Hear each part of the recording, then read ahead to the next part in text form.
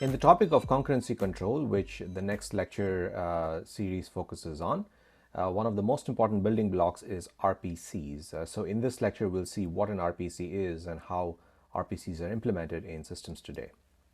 So RPC stands for Remote Procedure Call, and it was proposed by Birrell and Nelson in the early 1980s. They wrote a paper about it, but it's not just limited to a paper. It's an important abstraction that is implemented in many distributed systems today and most cloud computing systems, if not all. RPCs are an important abstraction that allow processes to call functions in other processes. So if you have one function in a process P1, another function in a process P2, normally you would not be able to call one function from the other, but RPCs allow you to do this. As a result, the RPCs enable code reuse. So if someone writes, for instance, a library for a special data structure, then you can call the functions of that library by using RPCs. RPCs stand for Remote Procedure Call. They have a counterpart in object-based systems known as RMIs, which stands for Remote Method Invocation, where one method is called from another method. So before we discuss what an RPC is, we need to discuss what a local procedure call is, or an LPC is. In a local procedure call, you have a calling function and a call function, and both these functions share the same address space. They lie within the same process. This means that the stack of that process, because the process has only one stack, the stack can be used to pass arguments from the calling function to the call function. When the call function is done, it can then pass the return values back along the stack again. Also, because these functions share the same process address space, they can access common objects, example via pointers if you're using C, or by reference, for instance, if you're using Java. Now, LPC or local procedure calls have exactly one semantics. This means that as long as the process which contains the two functions does not crash, the call function will be executed exactly once, not 0 times, not more than one time, but exactly one time. And this is important to discuss here because when we discuss RPCs, you'll see that the semantics may be slightly different. So what is an RPC, or a remote procedure call? While an LPC, a local procedure call, had both the calling and the call function within the same process, in an RPC, the caller and the callee functions are in different processes. This means that the function call from one function to another crosses a process boundary. It goes from one process into another. This means that you need to access objects via global references. You cannot use pointers anymore. Pointers essentially refer to virtual memory addresses within that process's address space. An address of, say, 1234 in process P1 may refer to something completely different, a different object in process P2's address space. So you can't really use pointers as is to access objects across process boundaries because the address spaces are different.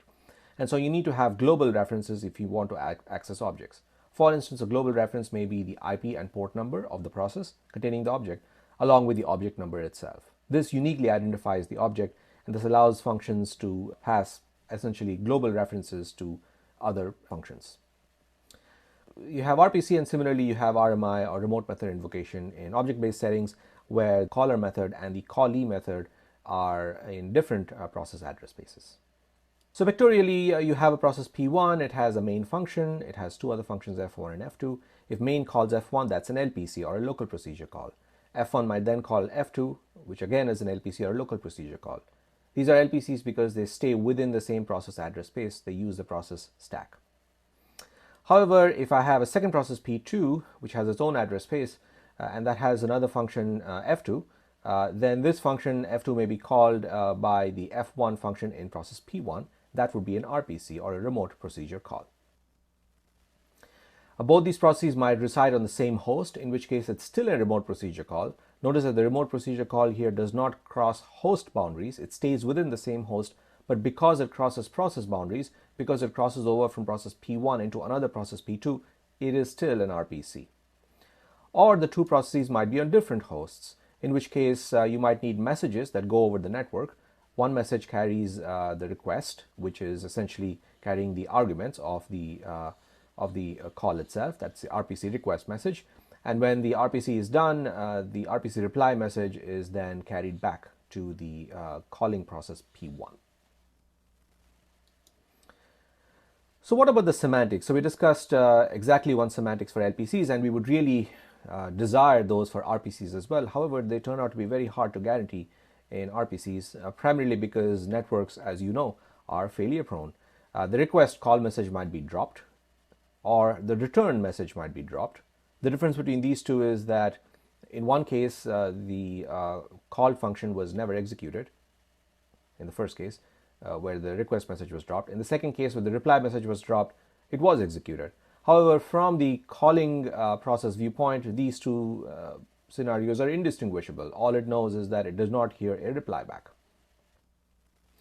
Also, other failure modes could happen. For instance, the call process might fail before executing the called function, or the call process might fail after executing the called function.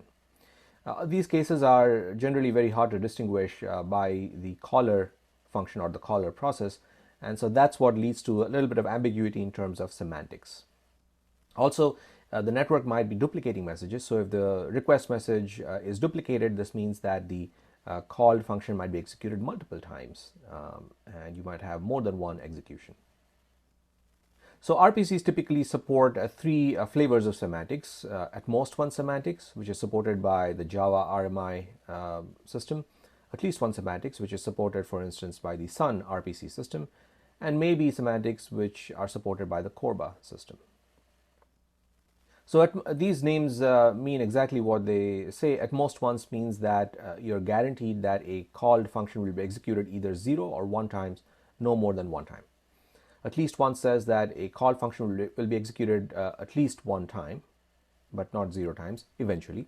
And maybe doesn't really give you any guarantees. It's essentially a best effort kind of behavior. How do you implement these? Well, let's look at different ways to implement this. So there are 3 different design decisions that you can make in order to implement these different flavors. First, if the calling function does not hear back a response, say within a timeout, it might want to retransmit the request. Second, on the call function side, if you hear a duplicate request, a request that you have already seen before, do you simply filter it out, or do you again pass it on just like another request? And third, when you receive a duplicate request, do you re-execute the function, the call function, or do you simply retransmit the old reply? Okay. So if you retransmit the request, that's the first column we're looking at, first row we're looking at here. If you retransmit the request, but you do not filter duplicates, and you simply re-execute the procedure, this guarantees that if the both the caller and the callee are alive, then eventually at least one request will make it across, and it will be executed at least 1 time. Okay, because you're re-executing the procedure here, you're not guaranteed that it will be executed exactly once, but you are guaranteed that eventually at least one execution will happen if things go right. Let's look at the second row. If you retransmit the request but you filter out duplicate requests, which means that you don't re-execute the procedure but you simply retransmit the reply, then this guarantees that eventually, when messages do make it across from the caller to the callee, this function will be executed, but it will be executed at most once. You're not guaranteed that it will be ever executed because you're not guaranteed that things will ever go right in the network. But if they do, then it will be executed at most once, but no more than 1 time because you're filtering out duplicates and not re-executing the procedure. Finally, if you don't retransmit the request and you really don't do anything on the callee side either, then this leads to maybe semantics. So these are the 3 flavors of semantics that are implemented in RPCs.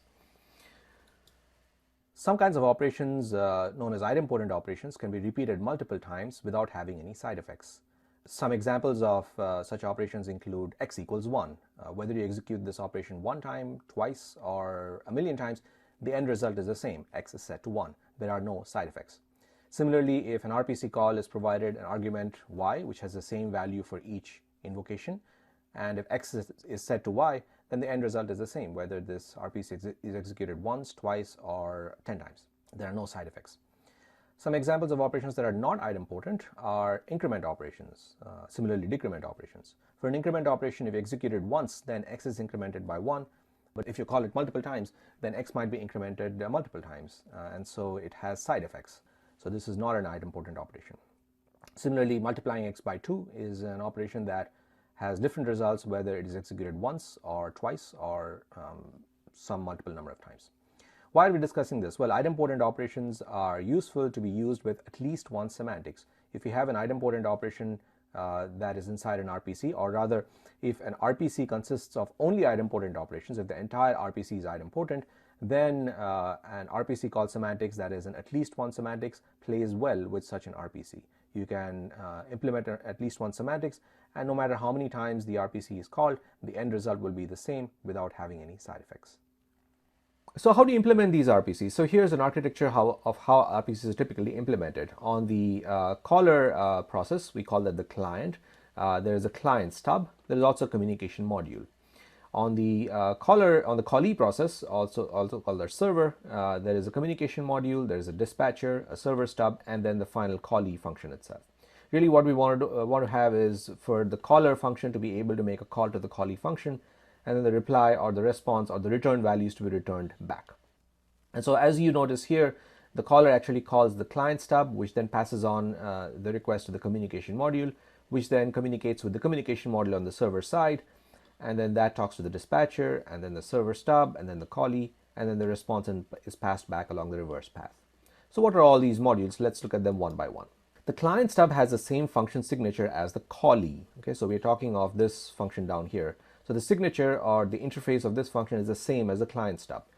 This is nice because it allows the caller to call the callee function just like it was a local function. The caller does not need to know that the callee function is not residing in process P1.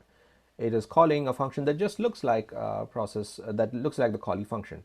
Think of a clone that essentially looks like you but is empty inside. But when someone tells something to the clone, it immediately relays the message to you. Okay, that's the client stub. The communication module is responsible simply for request-reply messages. So it simply forwards the requests and replies to appropriate hosts, both from the client side and also on the server side. On the server side, you have the dispatcher. When the dispatcher receives a request from its communication module, it then needs to select the server stub, the appropriate server stub to forward the request to. And the server stub will then call the callee. And then when the callee is done, it returns the return values via P2's local stack to the server stub itself, which then transmits it back via the dispatcher all the way back to the caller itself. Okay, so now the dispatcher is needed because there might be multiple callee functions at process P2 that are being called by different clients at different parts of the system, and so you need the dispatcher to decide which callee function to call. The server stub is needed on a per callee function basis so that the callee function has someone to return the return values to via its local stack. How do you generate the code for these? Well, do you write the code for all of these components? Well, the answer is no. The programmer only needs to write code for the caller function and the callee function. Everything else in between is generated automatically.